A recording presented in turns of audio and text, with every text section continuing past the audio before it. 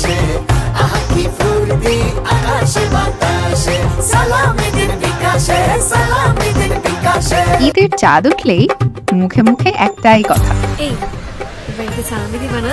আনন্দের এই সালামি মানেই এক হাত থেকে আরেক হাতে ট্রানজাকশন, আর যেখানে ট্রানজাকশন সেখানে বিকাশ ছাড়া কি চলে?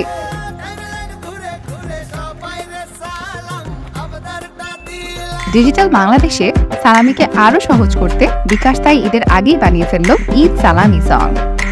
তবে গল্পটা আরেকটু পুরনো। প্যান্ডেমিকের সময় মানুষই বিকাশকে করে ফেললো সালামি প্ল্যাটফর্ম। বিকাশ তাই এবছর মানুষের তৈরি করা এই প্ল্যাটফর্মটি মানুষের কাছে নিয়ে এলো ব্র্যান্ডেড কন্টেন্ট হিসেবে। বাদ যাবে না একটা মানুষও সালামি থেকে, এই ছিল বিকাশের স্ট্র্যাটেজি। বিকাশ প্রমোট করলো ইন্ডিভিজুয়াল কিউআর কোড, এক স্ক্যানেই সালামি ডান। ছোটবেলার ঈদ কার্ডের সেই ফিলিংসটাও বিকাশ নিয়ে এলো গ্রিটিংস অপশনে। বিকাশ সালামি সং তারপর ছড়িয়ে পড়লো বিভিন্ন মিডিয়ায়। কন্টেন্ট আপলোড হওয়ার পর অর্গানিকভাবে 4 দিনে সালামি সং রিচ করলো 23 লাখ অডিয়েন্স। টোটাল রিচ 15 লাখেরও বেশি। ভিউ হয়েছে প্রায় 1,27 লাখ, শেয়ার প্রায় 7,000, এঙ্গেজ হয়েছে 10,45,000 অডিয়েন্স, ক্লিক হয়েছে প্রায় 60,000। আর বিজনেস ইম্প্যাক্ট, ব্র্যান্ডের সাথে এক অদ্ভুত কানেকশন ক্রিয়েট করলো সবাই।